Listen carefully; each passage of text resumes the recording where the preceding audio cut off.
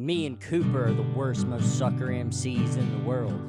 We have bad breath, we smell bad, and everybody that we've dated cheats on us because we're not good partners. We have bad teeth and they're rotting, and we're poor, and we come from a bad family, and there's photos of our girlfriends sucking other guys' dicks. All right.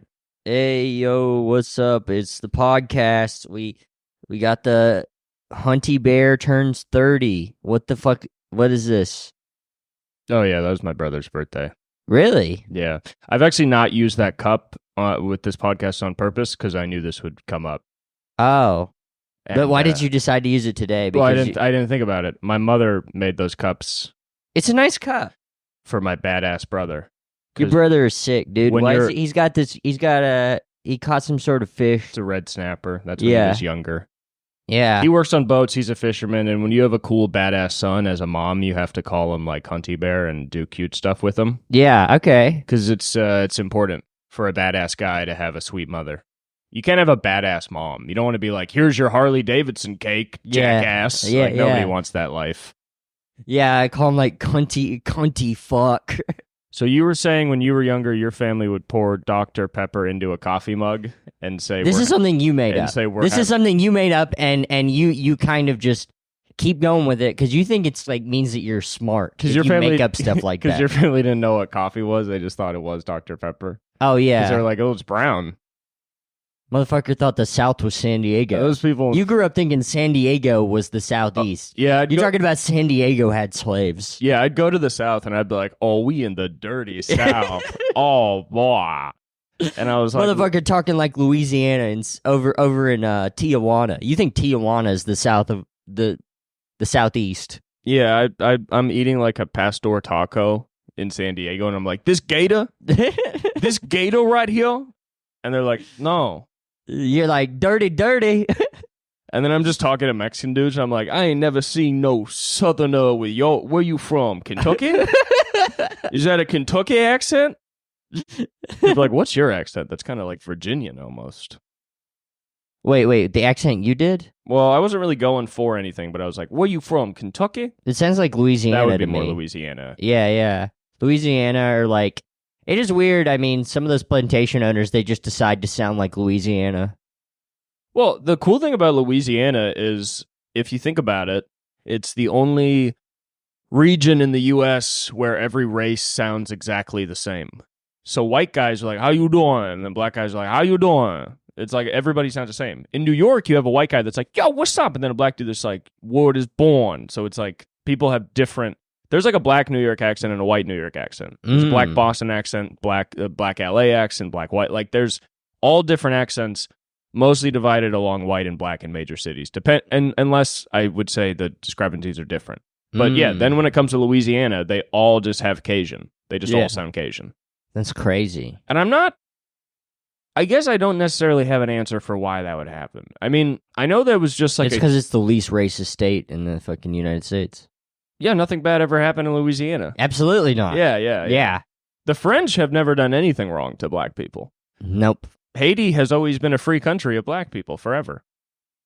That's what I love about Haiti. Just half of a country. That's what I love about Haiti. A lot of people don't understand. They think that the world has been shaped by humans. No.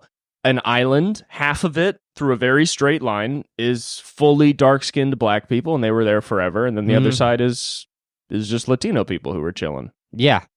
Dude, there's so many places in the world that are just nothing bad's ever happened. Yeah, nothing's bad ever happened, and they make complete sense. Yeah. You know what I mean? Nothing. I mean, between 1939 and 1945, Paris is just kicking it. Yeah, Paris was, all but negligent at the time. Yeah. It was nonchalant, to say the least. Yes. Unless something happened.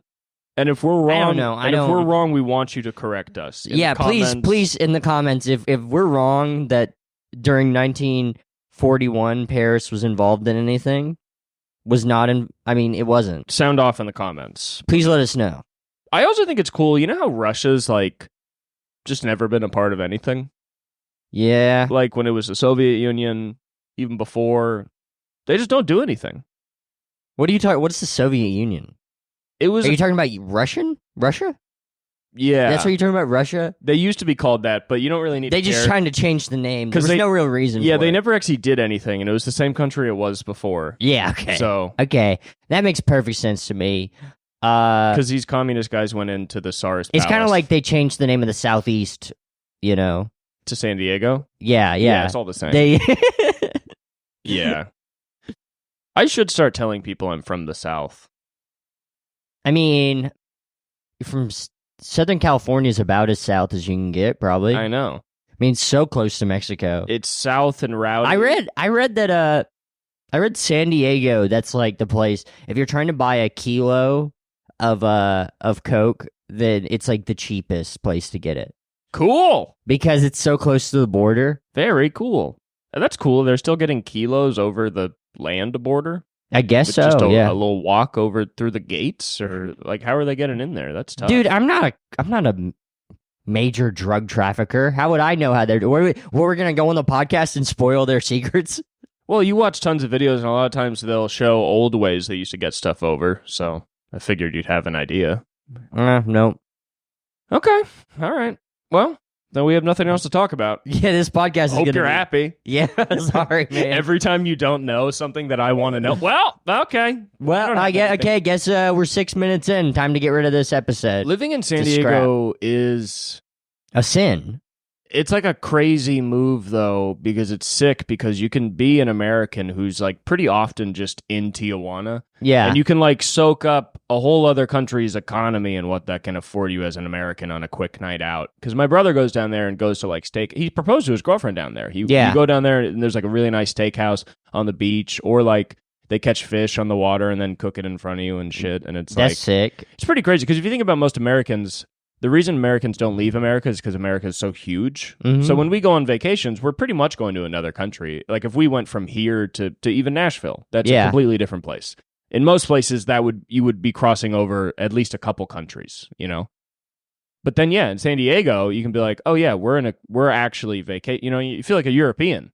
Yeah. You're like, ooh, we were in Spain, now we're in France. It is weird when I was watching The Shield. They have an episode that's set in Tijuana.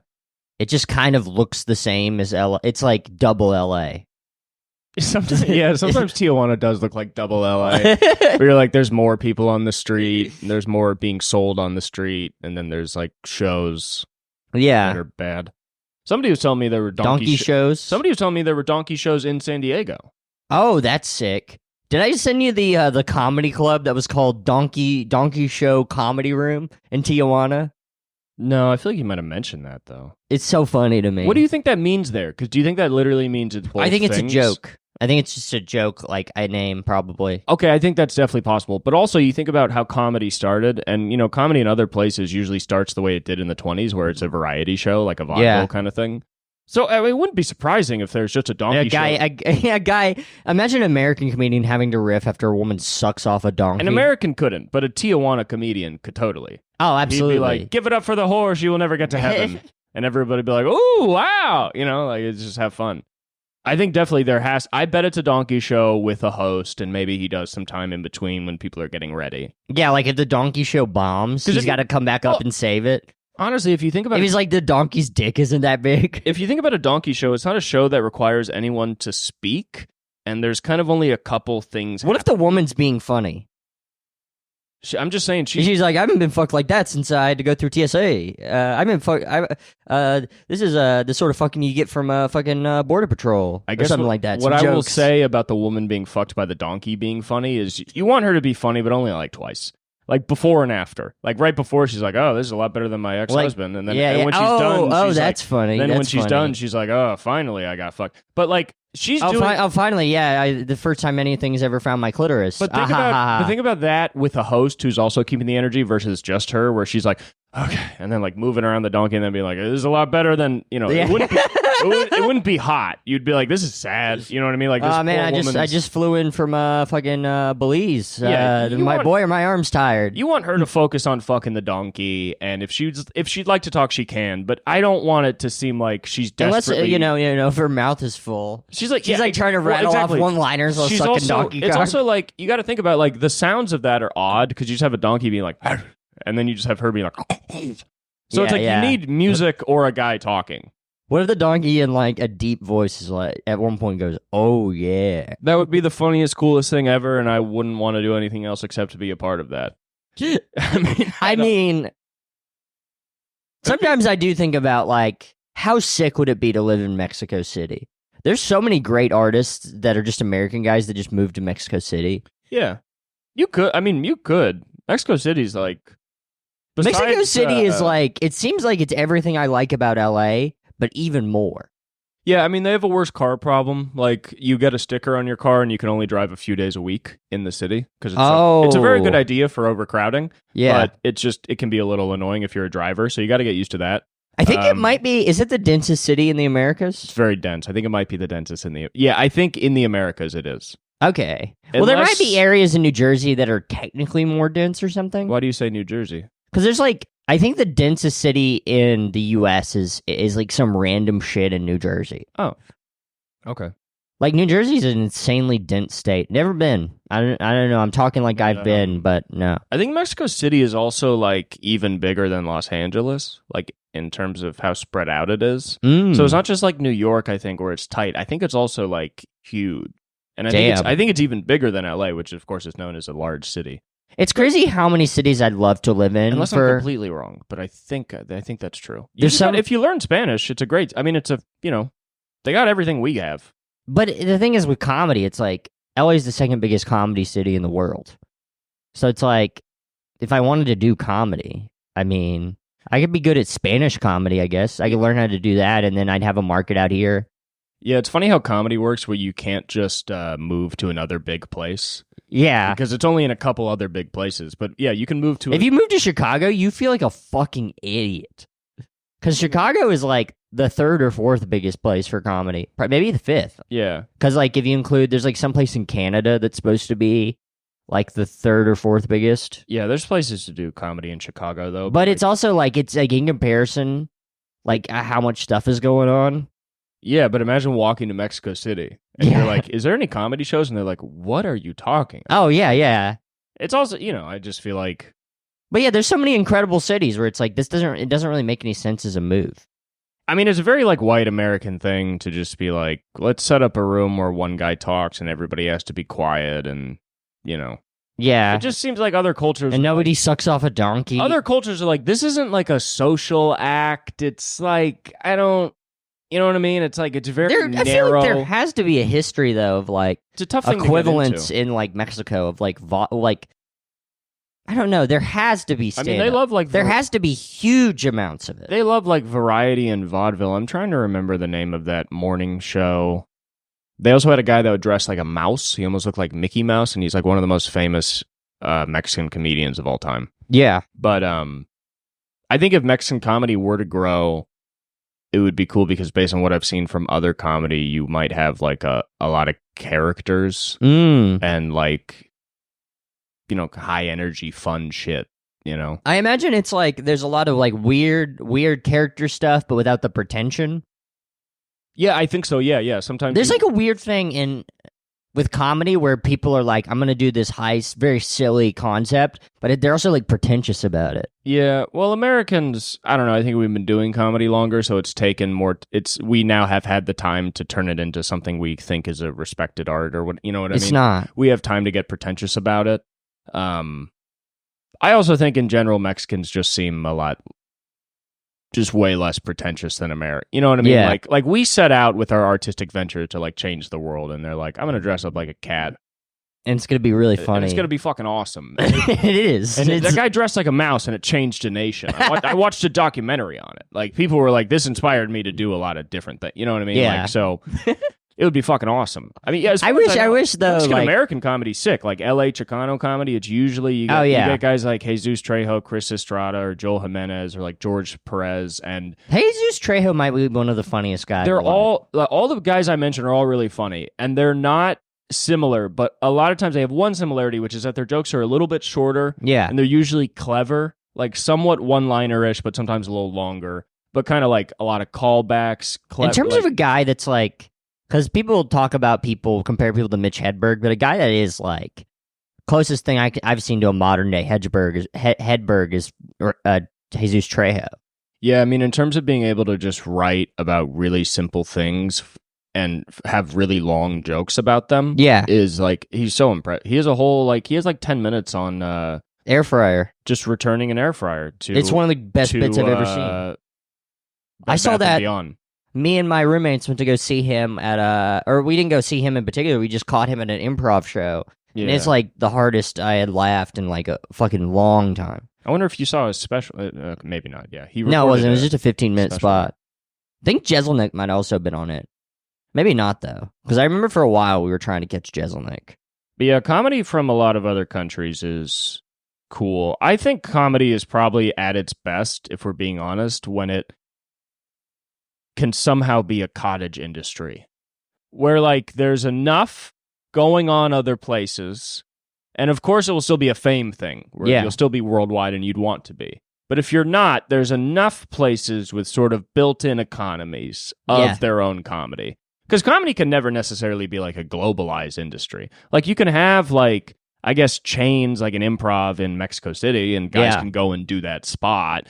But for the most part, you know, it's like guys come up from a scene, they work that scene, and then they come out and come back. So it's like, you know, whenever you hear about a new comedy space being set up, it's like, great, this is more place for us to disperse. Yeah. Because if anything, there's just not enough space for all the people that want to be comedians right now. Like, the market for people that want to be comics has not been accompanied by a rise in places for them to do comedy. I mean, Austin, that's cool. Yeah. But besides that, that's literally You know what's it. crazy, though, about LA is it is the second biggest comedy city in the world, but it's like, really, if you're talking in terms of density of where you can get up, I mean, it's not like, it's like there's like 4 or 5 different areas where there's a fuck ton of open mics. You kind of have to be in central LA.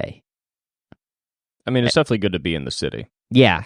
It's like, yeah, there's a ton of comedy. It's just none of it's close to each other. Absolutely and not. it's all different from each other. So it's not going to feel like I'm doing comedy in LA. You never really feel like I'm doing comedy in LA. You're like, I have a show on the east side. Yeah. I have a show in Hollywood. I'm going to the west side, going to Long Beach. And you feel like you're going to a completely different city every single. Like, you have a different feeling in your head. You know, when you're driving to those shows, like when you're driving to a Long Beach show, you kind of just feel good. Yeah. Because you're like, sick. Long Beach, they're all fucking nice people. Especially I like Long Beach because Long Beach is a community that's close to LA, but they don't want to be LA. They don't need to be LA. And they don't have anything against LA either. That's the most important part. So you go down there and you're like, what's up with you guys? And they're like, fucking chilling. We're all good. You know what I mean? And it's just like a good vibe down there. It's very fun because they're all nice people. And then sometimes you feel like you go to the east side and it's like, what's up with you guys? And like, everything's fucking bad and it sucks. Yeah. You go to the west side, you're like, what's up with you guys? They're like, fucking nothing. We're rich. We literally have nothing going on. Any reference you make, we will not relate to it. Do you feel that way on the west side? Yeah, a lot of times. I mean, I feel more that in like parts of OC than the west side. Oh, definitely parts of OC. God OC is damn. just like, at least to the west side, they kind of live in a city. On the west side, I can't really riff much because they don't go with me, but if I tell my jokes, they'll laugh. Mm-hmm. If I go to the east side, if I riff at all, they fucking hate it, and most of my jokes, they're still just like, what? So I just have to like do my jokes and try really hard. and like change a lot of what I'm saying, or at least stop and be like, all right, I forgot you guys love cops. One sec. On the east side? No, OC. Oh, OC. Yeah. Like, I was telling a joke about how the DARE program was dumb, and it just wasn't a great joke, but also it was doing so poorly, and then midway through I was like, oh, I forgot. This is a kind of a joke about cops, and you guys are cops. Yeah. You just are cops. I'm in Huntington Beach right now. Yeah. It sucked. I really don't like Orange County or any of the people there at all. I don't understand their perspective on life. I think it's really stupid. I thought their perspective on life is just let's have a good time and say the N-word as much as possible. Like, people in LA, and I was joking about it with the Dr. Pepper thing. I was poking fun. But people from other places think people from LA think like the South is stupid or like the Midwest is dumb. Really, it's Orange County. Yeah. Like, if you ask a person in LA, like, what group of people do you think is just the most useless, self-entitled, don't do anything for anybody, for some reason think they're the working class and shit on people in LA? It's like, yeah, it's Orange County. Yeah. That's exactly who they are. They don't help anybody. They have nothing going on. The whole community is just a bunch of malls. Like, there's no It's culture. so funny. They act like you know what annoys me about Republicans, especially modern day Republicans, is they're like, look at this wonderful city we've built. And you're like, oh, great, a city where everybody becomes a carpenter. Like, what the fuck is the point of that? You produce nothing. There's no culture. There's no art. Everything's tan. You're all just rich and tan. Whenever I knew somebody back home from OC, they were always like a degenerate, like drug addict. Well, all their kids are just fucking opiate head. You know? Oh, yeah. They just become like metal militia riding, Xanax taking, and then like fucking. They're pieces of shit. Like they're pieces of shit. Either they make the worst white people. Because they either make white people that are like pillhead fiends who are like the son of rich kids or whatever, or they make white kids who like think that they are deserving of the wealth they have. You know what I mean? That like go to a good school and get a good job and they're like, I have all this because I worked hard. It has nothing to do with the way I grew up. This was all me. It's the only two people that come out of Orange County. And all the nice people I like who are just not going to be involved with this because they don't fit into my conception of where they're from. Oh, yeah. I mean, this whole podcast is just generalizing about stuff we don't really know that much about. No, but I will say all the people I like from Orange County, Palestinian, that guy's Nigerian, that guy's Mexican. So none of them are white. I know a couple of white people from OC I like. How are they? They're okay? They're pretty cool. They're getting better.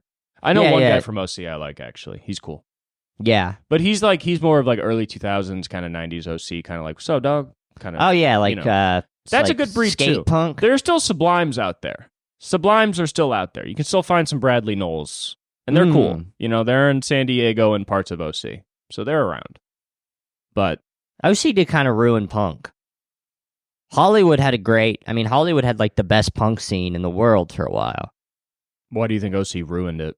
Just all the pop punk, because a lot of those pop punk guys are from OC. That makes total sense. It's a very OC thing, I guess. Yeah. Let's take all the grit out of punk rock.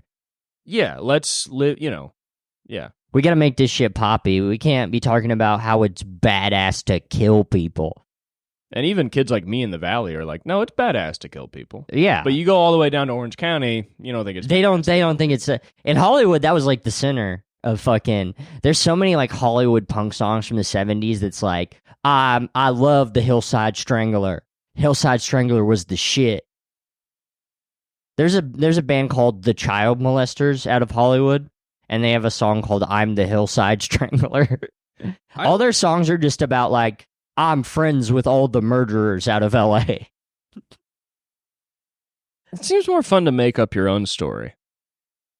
Like, if you're so into the Hillside Strangler and you're an artist who writes songs, it'd be kind of fun to write a song that's like a narrative inside the mind of a serial killer. There's one called Strangulation, Fear. They have a song which is kind of based on the Hillside Strangler. Okay, I mean, it just seems cooler than kind of just profiting off the hype of a guy who's already killing people. Well, I think the point is just... But it's like, you all hate him, and we like him. Yeah, I mean, the point is, it's like, I guess it's more tasteless to take an actual guy and be like, he rules. I love that he kills women. Doesn't it suck that, like, no cool movement will ever be understood? Like, not to sound like an asshole, but, like, 4 people seem to understand what punk music was good for. Yeah. And then everybody else was like, we are the super rapists. It's just like, no, this is not... It's not horrorcore, like, it's... Some of it is. Especially out of Hollywood. The shit out of Hollywood, for whatever reason, was all of that. Yeah, and I honestly feel like if kind of like the people who were kind of inventing punk saw that, they'd be like, I get how you got there. The guys who invented punk probably thought that was sick, though. Maybe. The dude, Iggy Pop, was probably like, I like this shit about how the Hillside Strangler rocks. Who do you think invented punk? Probably Iggy Pop. Some people say that band Death invented... Well, they say they invented, I guess... No, they're pretty punk, but... Death is more hard rock, I think. Well, but that's kind of... That's the issue, is that kind of critique is like, well, of course, because it's the first. Well, I mean, the Stooges... Let's see. I mean, if we're going to be technical, it's probably the Ramones. Like, the way punk rock is now... Death did... What's interesting about Death that I think takes away the hard rock thing is they did also... do a lot of shit about how the government's like fucking you. Yeah. And you're fucked over. They're also black, so they have a different perspective than like a lot of the white centric punk shit. It would also make sense that black dudes would kind of create the first impetus of punk. But that Death is from like because there's stuff before Death. There's like I'm sure there is. That's why I'm like wondering MC5 and the Stooges. I think Death. I think pretty sure was also out of Detroit at that time. Are the Stooges before Death? Yeah, the Stooges That are like makes sense. 1960s. Yeah, I mean, if we're gonna get technical, the closest thing we can trace to punk is probably the Sonics from the 1960s. But there's guys before that doing rockabilly that are like really wild. Yeah, you also have to realize it's like a game of like elements being brought together. Well, so there's like guys that did something for the first time that was the essential part of punk, but they were like never punk. Well, there's like you could say like the Velvet Underground and the Monks. Those guys are punkish, but they're like it's just because this is really weird rock. But the problem with punk and describing who is the first punk is you're not only describing a sound, but you're describing an intention. Yeah, and like lyrics matter a lot. I think that's kind of why. I mean, I don't like to put a box on punk. You know me, no box on punk. But I do. I think if you're going to talk about like the first punk band, it's like well, some of their lyrics would kind of have to be political. A lot of the garage rock from the 60s, there's a couple compilations of those guys that are very they get pretty rugged. Jerry Lee Lewis feels very punk in attitude, but it's like if we're tracing to like actually the beginning of punk, then it's gonna be probably the Ramones of like the Ramones or the Sex Pistols. It kind of has to get to a point where they just because you can't like definitely are punk. Yeah, like because it's weird. Like you look at Jimi Hendrix and it's like what he was doing in the 60s was described as horrifying. Yeah. He would play with his teeth. He would light his guitar on fire. He would take the guitar and put it against the amp. He would play behind his head and he'd smash his guitar. Yeah. And like smashing a guitar was a thing, but like a lot of that other stuff was, and like burning a guitar. And like, I think burning a guitar, like not that act, but the vibe of that act is like where punk was going somewhere. You know what I mean? You know, the first punk rock band to use swastikas is from the 60s. They're called like Gone, Gon. They used to play, they were a garage rock band. They used to play with a swastika behind them. Yeah, it just seems like punk never got a fair shot before, like, fucking retards started. Yeah, you know what I mean? Like, it's, because it's like some shit, especially like elite, like painting's a good example, is, you know, kind of only for like those who could be patroned, and it was happening in Venice, and it's like, not that that was good, but the ideas stayed exactly the same. You know, it was like, it's a much more defined art when it was a closed off time. You know what I mean? It's like this is the classical period made by guys at this time. They're definitely doing this. And then I don't think punk would be punk though if it wasn't a bunch of complete fucking I think you're right, and that's it. the good and bad of it, where it's like it's a completely open canvas, so it's like how do you define it? But then you also look at some shit where it's just a guy covered in blood and he's like raping girls is the best, and you're like, fuck, we got to count this guy too? Yeah. And you do, I guess, because if we're going to, you know, if we're going to talk about radical expression, then yeah, you're not really allowed to have a line. I've probably talked about this but sometimes on I the feel pod. like it's good. You talk about punk all the time on this podcast. Yeah, well, there's one of my favorite punk stories is, I'm going to say this quick because I probably talked about this already. It's out of the book, Please Kill Me. The guys who did the Stooges, they lived in this abandoned building in Detroit, and they would shoot up in there, and after they would shoot up, they would squirt the blood all over the walls of the place, and it would dry. Right. I watched a movie last night that took place in Detroit back when Detroit was popping. I don't love that story. Whatever. I mean, I'm joking. It's just funny. Detroit it really offended you. I felt I was like, like you were like, man, Cooper doesn't appreciate me. No, I just Cooper hates me. I thought dude. it'd be funny to say, but Detroit, because Detroit used to be like the fourth or third biggest city in America or something. Pretty sure in the 50s there was more population than LA. That's a weird thing when you learn about American history. There's a lot of towns on the East Coast, and especially reaching into the Midwest, where it'll be like some city outside of Chicago. They'll be like, Des Moines was the center of America.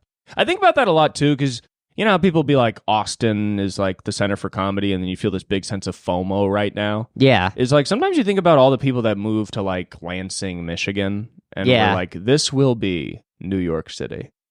And it just wasn't. Yeah. It's not like it's a bad idea to go, but it's always... I was thinking about that, actually, of what city is going to collapse? Is there, like, what city is going to collapse the way Detroit collapsed? Is that going to happen? Well, Detroit relied heavily on one industry. Yes. So... I guess you couldn't really get something to that point. Silicon Valley is like heavily dependent on tech. Of course, tech is a lot harder to take down than the auto industry, I think, but I don't know. But I will say, yeah, it seems like they're definitely, I think it's an economic mistake to rely very heavily on one industry. Yeah. And that's what Silicon Valley is doing 100% with tech. And not that they would, but let's say the government said Google, TikTok, Facebook, Instagram, you're all illegal now. That entire community, that would be like a loss of billions to its, annual GDP, right? I mean, I assume. The thing is, there's good and bad to that if they did that. One, I mean, they tank the economy of a lot of these cities. Two, be a lot less polyamory. Well, it would actually all be good. Yeah. Because they tank the economy, which would mean all these rich people would have no money to continue gentrifying that area. Yeah. Then you'd be left with this weird shell of a city nobody can live in anymore. But then maybe the people who are there would be like, well, we need people to come back here. So all these rich people built up this cool shit, and now it's cheap. Yeah, that would be sick if San Francisco went back to how it was in the 70s. But I think the city they might fight against that as hard as they can to find other rich people to come in, They'd be like, we have coal. Yeah. I don't know, but it would be. We're lighting all the beautiful stuff here on fire. It would be so fucking awesome if, this is a dumbass thought, but if that happened, all the homeless people get their homes. All the current homeless people, they get their homes. I don't care about any of your opinions that won't save them. I know, but they get their homes. And then all the rich, like Mark Zuckerberg himself, is now homeless. Yes. And he's on the street. And you know that any homeless person is a former tech guru.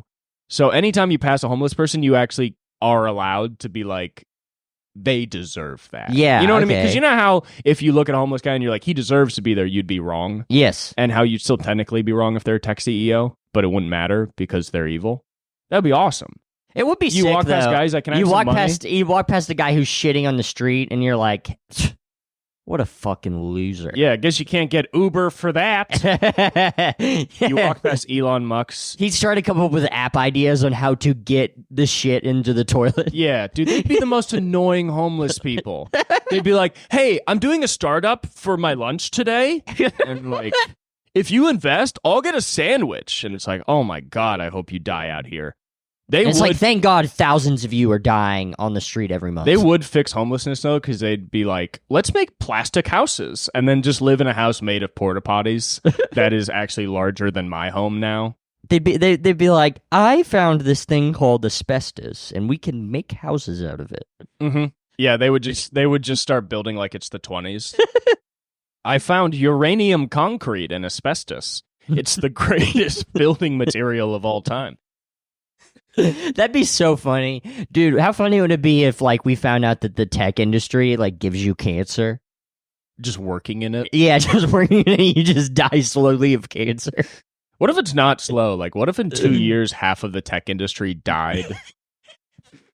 Like, they're all diagnosed like stage 8, just a stage that doesn't exist, pancreatic cancer, patriotic cancer. That's what everybody got in COVID when they didn't get the vaccine. Yeah, the very totally real ass shit. COVID. It's Oh, is that your stance? Okay, cool. I don't care. That shit's over for me. Nobody gets mad at that anymore. You don't have to believe. If you don't want to believe in COVID, I don't know. I don't believe 2020 to 2021 even happened. I don't know if they've updated the algorithm though. So you think? Yeah, maybe we shouldn't say that. YouTube might still think it's illegal to say that you don't like Anthony Fauci. Who's that? That guy had a weird run. Anthony Fauci. That guy was probably getting so much pussy. His career. I don't know. I mean, they couldn't meet up, so for a while, women were just sending him pictures of their fucking shaved Anthony pussies. Fauci's career is like if Shane Gillis's never came back from the cancellation, where it's like nobody had heard of him, then everybody had heard of him, and everybody was very mad at him, and then now he's gone, and Shane's famous, but people Fauci's were mad gone. at Fauci like he invented COVID. Fauci did not bounce back. Fauci did not come back and host SNL and get a show on Netflix and make himself known. No, Fauci's done. He's not even in the scene. He doesn't have that job anymore? No. He resigned. A lot of people think we're dumb for not knowing that, but it actually doesn't matter. But he doesn't have that. That like lost him his job. I didn't think he was that bad at it. He seemed like a confused old man. And I was like, I'd be confused Should too. we get Fauci on the podcast? Dude, he's free as hell. He was doing a lot during COVID. He'd always be on like Zoom calls with like some lady named Elizabeth that hosts an NPR podcast called like This Sick But Smarter Than the Rest of the Country, American Life, you know? Yeah. And then he'd be like, poor people should die. No, I don't know. I'm not against. I don't really have any interest in being against a health dude, official. I love NPR, dude, because I live in New York. If you live in New York, you have to love NPR. That's part of the rule there. It's the only place I find out about comedy. Yeah. Is NPR. Because why would I go anywhere else? Dude, I love how dry comedy. I love dry comedy. We should do a podcast like an NPR podcast. What is This American Life? What is that podcast? I don't know. Or radio show? Some fucking. It's Ira Glass. Shit. Yeah, it's Ira Glass being like, we found pussies that have no herpes on them or something. We interviewed a pussy that's got no herpes sores all over it, and when you eat it, the pus doesn't squirt into your mouth. That's what they talk about? That's what they talk about. Ira Glass has been fucking bitches with herpes for Ira so Glass long. Think that's rare for a woman to not have herpes? He thinks it's so hard. What? NPR? So Ira Glass is just... raunchy Ira Glass, dude. So he's the dirtiest, filthiest guy ever. Yeah, so whenever he's like about to eat a lady's pussy, he's like... He likes to scratch the sores, and so do I. And just... He's like, I have herpes, and so do you. And she's like, wait, no, I don't. And he's like, what? Let me get an interview with you. Gross. I'm gonna have to give you herpes. So Ira Glass definitely has herpes. Guys like that always have herpes. Yeah, and he's a motherfucker to be like, 1 in 5 people have it. Everybody who has herpes is always like, you don't have herpes? They always like make a joke. Like, what kind of adult doesn't have herpes? You're like, isn't it weird? Either key one, a guy with herpes either is a complete degenerate or he's a complete nerd. Yeah, I feel bad. Almost every guy I've met with herpes just like got it because they dated a girl for 5 years who had herpes and then thought they were going to marry him. So they eventually just got herpes themselves, and then they don't marry that woman. Yeah. And she's doing great, and he's not doing good because he hasn't accepted the herpes yet, and now they're broken up, and he has herpes. Yeah, and he's got to go tell women he's got herpes. Can you imagine to be like, not only did I get out of a relationship I thought would last the rest of my life, I also have herpes now. So I'm kind of the worst guy ever to date because I like have a lot of issues, both physically and mentally, and they will never go away. Damn. Or even if my mental issues change and I'm the perfect husband, I still will not be. That's why Cooper Lydon has to say, never date a woman who has an STD. That's why Cooper Lydon believes that strongly. I'm ambiguous. My take, Lydon. It's ambiguous. I believe it for Cooper Lydon. I'm allowed to have my own beliefs. I don't have to date women with STDs to be a great guy. Yes, you do. That's not... There are cooler... Every guy with STDs is cooler than me, so they should just date those guys. If you're a woman that's not true. If you're a woman with STDs, date a guy with STDs. He's probably done cool shit, and you'll have more in common with. You don't want to date me. I've fucked like under... It's probably still under 15 total, so it's not exciting to anybody. You think? I don't know, man. You can get herpes just off of fucking once. I know, but I'm just saying I don't have it. So neither of us on the podcast have herpes. This sucks. If I went on a date with a woman with herpes, the moment we sat down, I'd be like, so... The moment she sat down and you heard the squishes from her herpes pimples popping. So, you have herpes. What does that mean for me? You got ass acne? You got acne?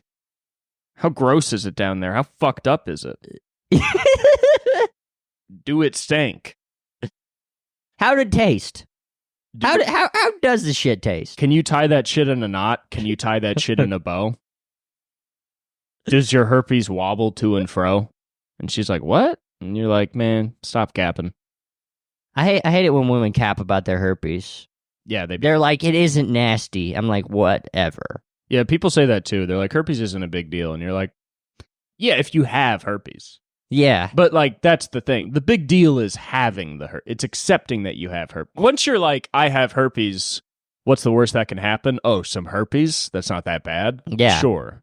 But if you're like, I don't have herpes, what's the worst that can happen? Some herpes. Now it's bad. Yeah. It's only bad. It's only manageable when you have to manage it. Otherwise, it's horrific and the worst thing in the world. HPV is pretty bad. HPV can straight up give your ass cancer. Men? I think it can give men cancer in their throat. I don't know if people, but there's no way to test men for HPV. Is there no way? Not necessarily. You got to get the only way to shot really or test something. it is you have to like give it to a lady, and then if Yeah. she is positive, she'll come back and be like, "You gave me HPV," and usually you'll be like, "I didn't know I had HPV." Men Usually you'll be like, "No, I didn't. Who It's else actually- have you been fucking?" It's worse because it greatly increases the chance of women having breast cancer. I haven't heard And about cervical cancer. male cancer, but is that the big thing? Yeah, I it's cervical just cancer. cervical. Yeah, I had my cousin. His parents wouldn't get him a shot or they wouldn't give any of them it's crazy. shots What a for weird, what a the weird- Gardasil for it because they didn't want him fucking. It doesn't stop people from fucking. Yeah, it doesn't. That's like giving a soldier no helmet and being like, "Don't kill people." But we still have an army, and we Yeah. might go to war. But don't do that. Going to war where your parents force you to have sex with the girl across the street, aka going to war. I hate that. What if you had to fight other families' children as a kid in a neighborhood? Like that was a rule I feel like that is kind of a rule for to a lot like of get a neighborhoods. mailbox and to like Oh, be you allowed mean to wave yeah? a flag and park on the street. They're like, Cooper, you have to go out and fight that kid. He's across. So you got to do imperialism on your own neighborhood. Well, less than imperialism. It's kind of a bit of a war of nations. Like no house's power is necessarily cemented. Any house is challenged. What about this? Like it's the same system we have now where you buy a house, but your ownership can be challenged via the firstborn son of the house directly across the street. So he can come over and challenge your child, firstborn son or daughter, and if he wins, then he stakes a claim on the house's land. Okay, so if we're just doing what ifs, what if like every time you took a dump, you had to get your insurance company to sign off on it? And you got to like stick the ticket into the toilet. They give you a ticket and you stick it in the toilet, and then finally you can take a dump. I guess what I said wasn't that interesting. I like that I said what if, and you said, well, I guess if we're just... if we're just doing what Why if. don't I just say something stupid? I thought this podcast was fucking serious.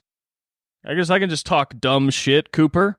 God damn it. I was just thinking, like, what if some weird... I mean, if we're doing What if we hosted the stupid podcast? What if this was the stupid hour for all the dumb stupids?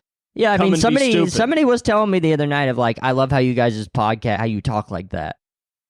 Did somebody say that? They say, I love how you talk like that. And I don't really fully know what they mean by talk being like serious? that. Yeah. Somebody said talk like that? No, they said something like that, but they were being very complimentary. But it's funny. It's like, I honestly don't know what people think the podcast is. I think they think it's like the myriad of other podcasts that are similar. Oh, yeah. I guess they think we're doing like a come town. But until you come and you find out the dynamic, you realize it's not the same. It's very hard to convince people of that. Oh, yeah. Running a podcast with two white guys and acting like it's different is pretty much as if we might as well be dressed exactly like Hitler. And we're like, no. We're a green party. Yeah. We act different. No.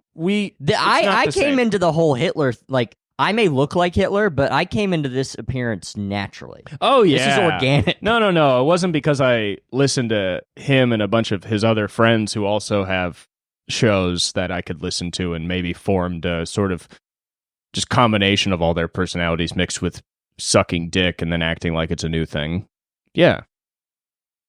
Hitler's podcast,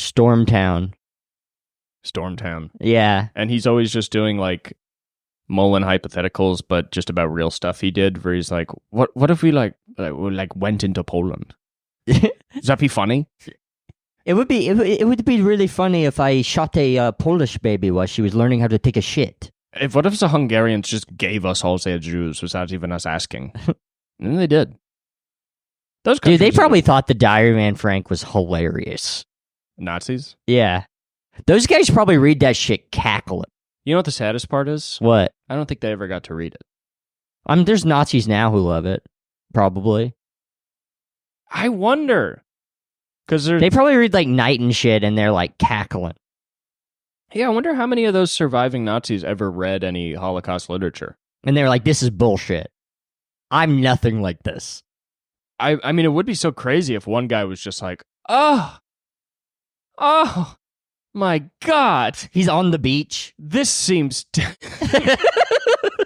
He's like on a beach in Florida. He's like, oh, reading Can about... you believe this? Anne Frank. He's like, oh, so I have to be so quiet. He's like reading it. He's like, I understand. I have to hide who I am myself. Yeah. Now I understand. As a fleeing Nazi who killed many, many a Jew, I now understand what it means to hide who you are. And it is painful. It is very painful. I should not have done the Holocaust. I should be allowed to be who I am. A Holocauster. A man who holocausts. But now I cannot. Yeah, reading about the diary of Anne Frank and just being like, oh, this is bad. And then you can't even tell anybody. Yeah. Imagine like that'd be like the craziest realization of your life. Yeah, what if you were the guy who sent her, like, I don't think she died in the gas chambers. I think she just starved to death. But like a Nazi who worked there and he got away and he's like, she's actually kind of a bitch. She actually kind of was really mean to all the other guys in the concentration camp. You know how sometimes like you really hate a guy on the road? And you're like, I hope you die. But maybe if you knew about his life, you'd be like, that's a father. And I don't, I wonder if anybody did that with Anne Frank where they were like, yeah, fucking let's let that little bitch starve. And then later he like read an entire book about like her experience for the last few years. And he's like, wow. Everybody's way more complicated. What a than mean way to treat somebody.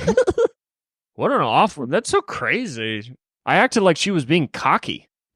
You know what I mean? If you think about all the myriad of feelings a Nazi might have seeing a Jew walk into a concentration camp, it's not like any of them... Maybe some, because, you don't know. But it's not like a lot of them are like, oh, poor things, you know? A lot of them are like, these cocky motherfucker. You know what I mean? They're like, look at these arrogant pieces of shit. It's so interesting what context will do to you. Isn't it funny that they kind of were like, the Jews are ruining everything. They kind of control the world. They're responsible for everything bad. And then it took them like 2 weeks to do the Holocaust. Like at the first day, they should have realized maybe these guys aren't the most powerful guys ever if we're able to do the Holocaust. Yeah, like the minute they got a bunch of Jews and put them in a ghetto. Yeah. And literally there were no other Jews in the whole city and they were in the ghetto and they didn't really like there were a few ghetto riots, but for the most part, the ghettos just existed. They weren't like, oh. Maybe these guys aren't that. Maybe these guys aren't super, like, villains, basically. Seems like the entire world order isn't converging. But then maybe... Like, to them, it's like if you took, like, was it the Legion of Supervillains? Yeah. Like, and you put them into the ghetto and they didn't do anything? Well, also, I wonder if they kind of proved themselves right, though, because they committed such a horrible atrocity that then the entire world ganged up on them. I wonder if then they were like, see? They run the world! And there wasn't one guy to be like, well, we're doing, like, the most evil thing in modern history. Yeah. Okay. I don't know if they're that powerful. I honestly think the world might do this for any group of people. Isn't it crazy how much stuff can be traced back to that?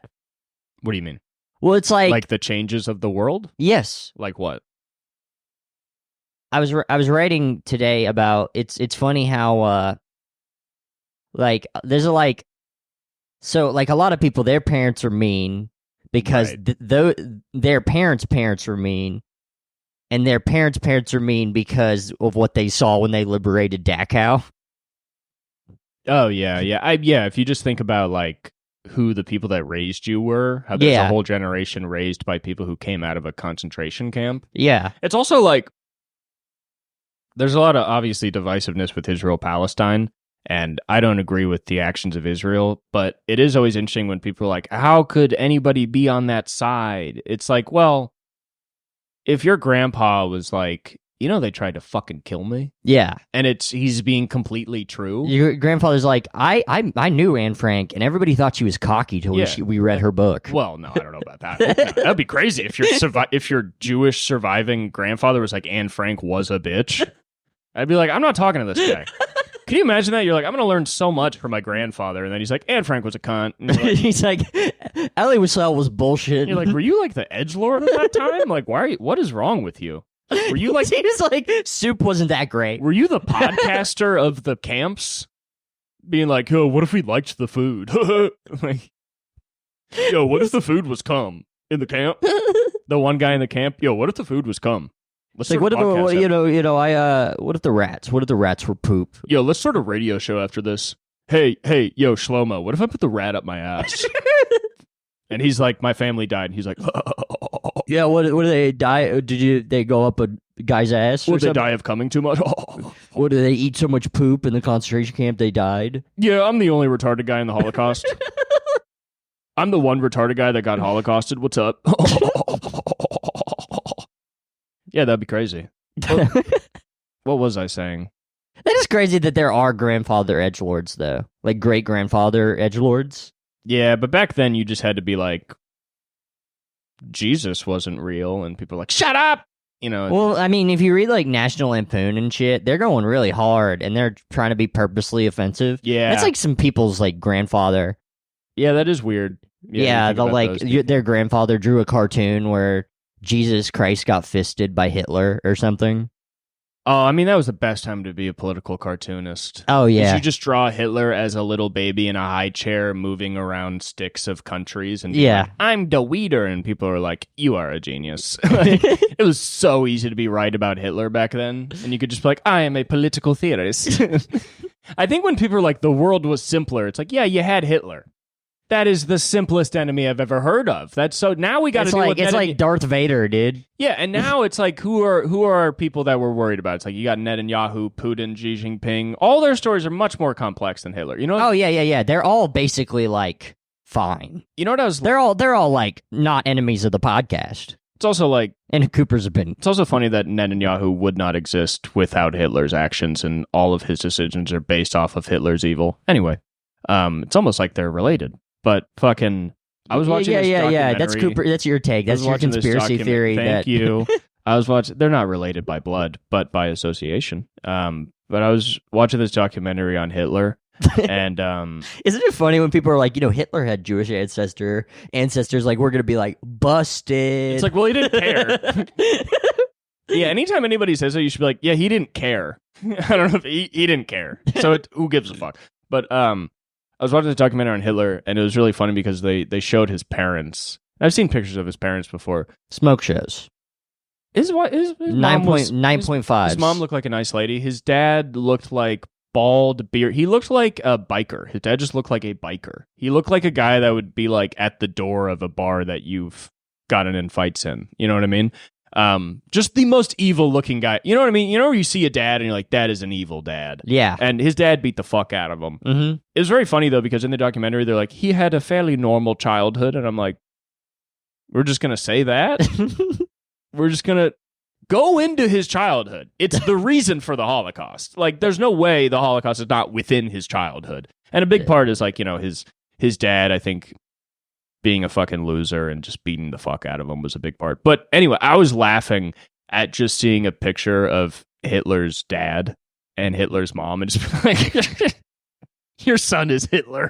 Like, you're the shittiest parents. Imagine being like a kid from the 50s who sees a picture of Hitler's mom and Hitler's dad, and he's like, women do not like nice guys. Look at what happened. Yeah, they don't.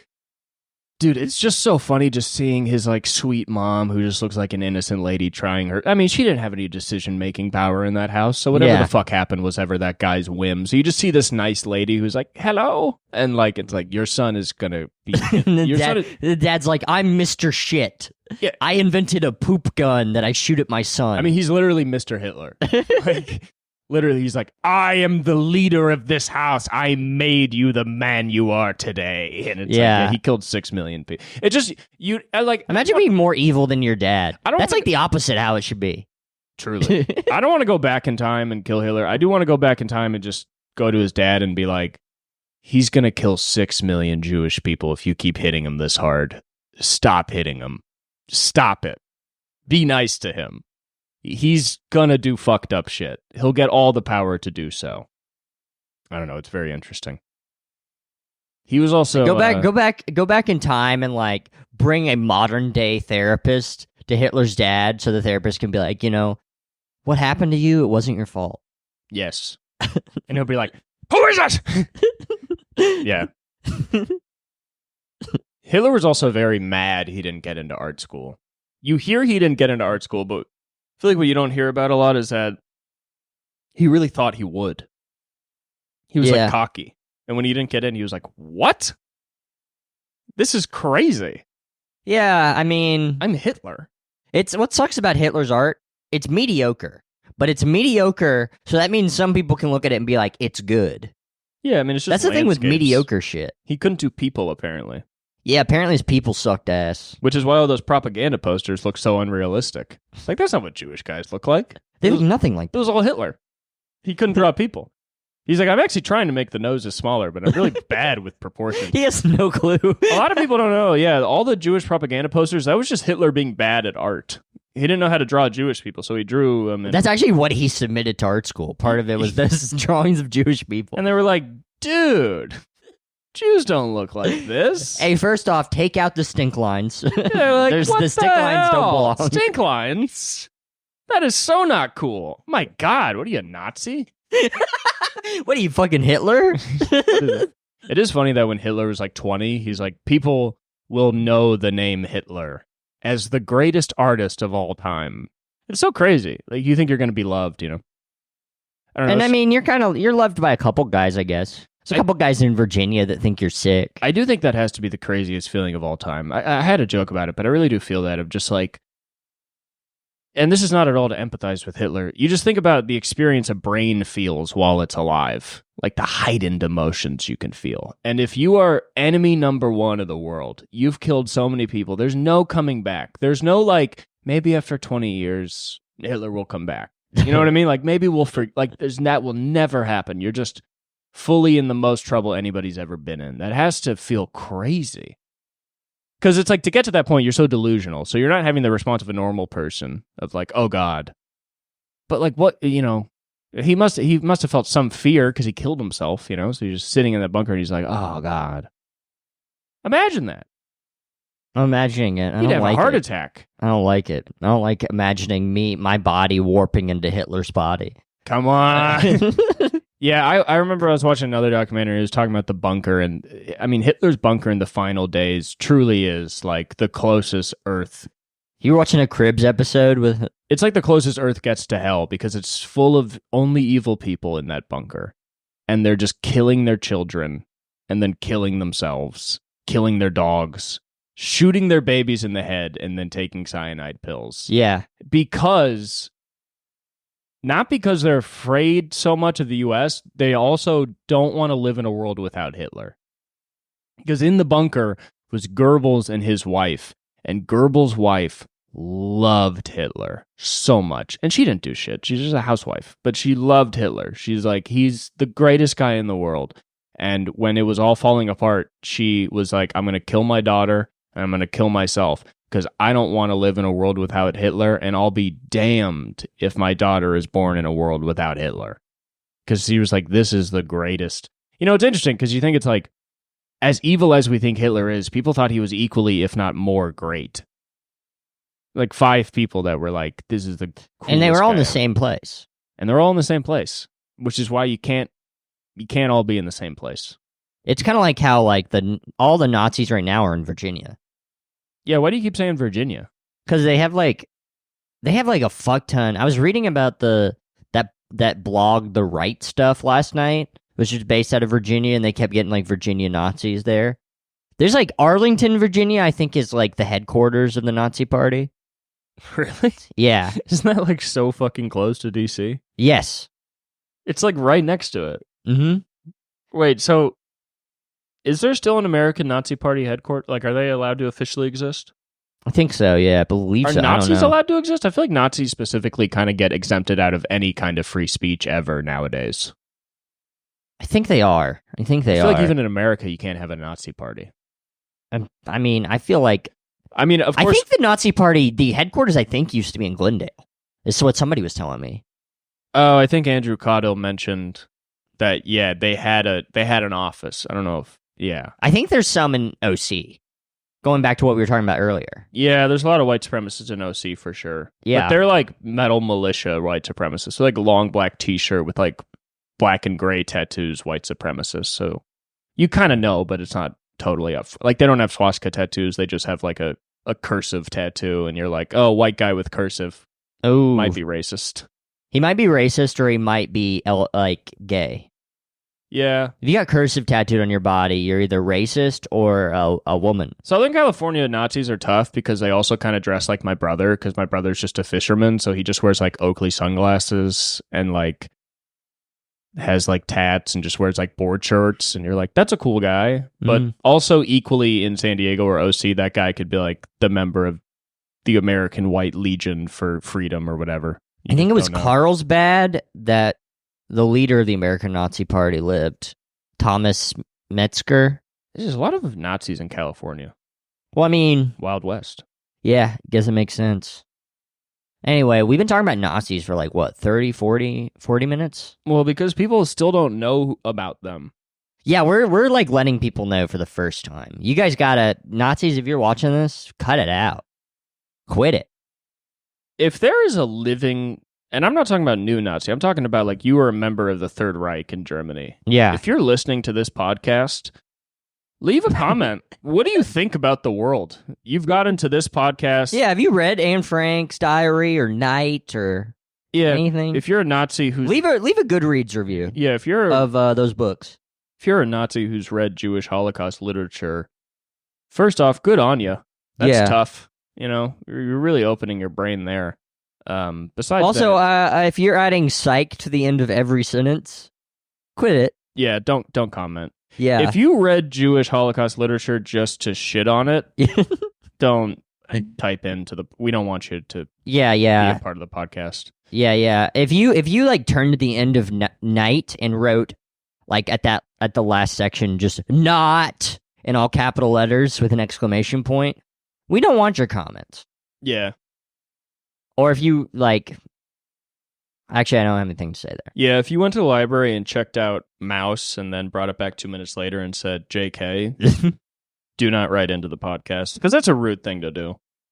Yeah, if you checked out Mouse and then used the scissors to cut out all of the mice and only left in the cats, please do not comment. Is that what you think that book's about? They're mice. There's mice in the book. They're drawn as mice. Really? Yeah. Have you not read it? Maybe I'm just thinking of Night. You're thinking of Night. Who wrote Night? Ellie Wiesel. Okay, that's what I'm thinking of. Mouse is Art Spiegelman. It's a comic book. It's really good. Oh, because he thinks it's funny. He drew him as mice and cats. What if that was everybody's first? They didn't even give the guy a chance. Where he's like, I wrote a Holocaust story, but through a comic book lens. And they're like, oh, because you think it's like Calvin and Hobbes. You think the Holocaust is like Garfield. Is that what you think? Oh, you think... Oh, yeah. Oh, do they hate Mondays? Oh, you think Hitler's Marmaduke. You think Hitler is like Marmaduke, and that's why he's... Oh, because he's larger than life. Oh, I understand what you're trying to say. Hermann Goering should not be compared to Dennis the Menace. They have very little in common. Hermann Goering... Okay. You think Dilbert. You think they're all Dilbert. With the little tie, the little goofy tie. Okay. Hey, Nazis are nothing like Dilbert. They did not sit around the water cooler and say dry, witty things. They sat around the boardroom and said anti-Semitic things. That might have been dry and witty, but we're not going to give them that. You're going to put that in a comic book? You're going to put the Nazis eating lasagna in a comic book. And that's going to teach people that the Holocaust is bad. Okay, great. Oh, great. Yeah, no, they're going to love the Nazis now. Great. Oh, so you're going to have the Nazis. Great.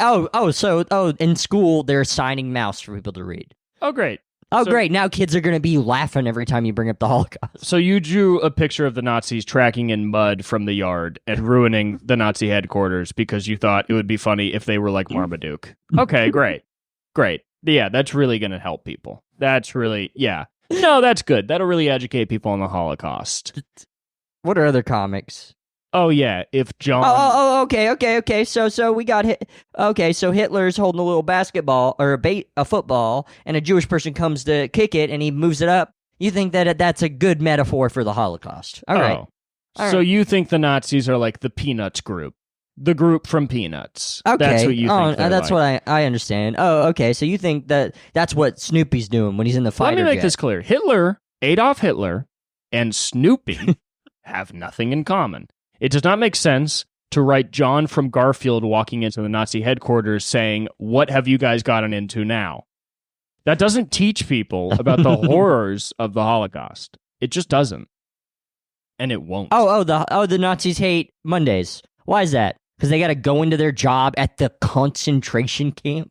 Yeah, you don't expand on that part. Yeah. You just say they don't like their job. Yeah. Idiot. Dumb idiot. Doesn't even make any sense. Yeah, anyway, we're going to have a book burning with Mouse. We're going to buy a bunch of copies of Mouse and burn it. No, we're not. It's I want to make it very clear. We're not burning any literature. Well, okay. We'll burn Nazi literature, but we're not burning Mouse. Jesus Christ, even for the riff. Don't tell people we're burning Mouse. The fuck's wrong with you? You know how many stupid people listen to things online and will think we're planning an event? All right. So what day is it today? On July 11th. No. We're planning a book On burning. July We're 11th, burning Mouse because it makes people think the Holocaust is silly and playful. On July 11th, nothing will happen. Shit's gonna happen. We'll probably go Okay. do open mics. And we're not going to write a Family Guy reboot except it's the Holocaust, because that wouldn't be funny. Bart, why'd you do the Holocaust? Wouldn't make any sense for Homer Simpson to be a Nazi. He'd be terrible at it, obviously. We can tell he's not good at doing his job. Oh yeah, he's a safety inspector. All right, this is disgusting. All right. This is Okay, it's filthy. this is Filthy smut. disgusting, All man. right, we're done. Gross. Me and Cooper are the worst, most sucker MCs in the world. We have bad breath, we smell bad, and everybody that we've dated cheats on us because we're not good partners.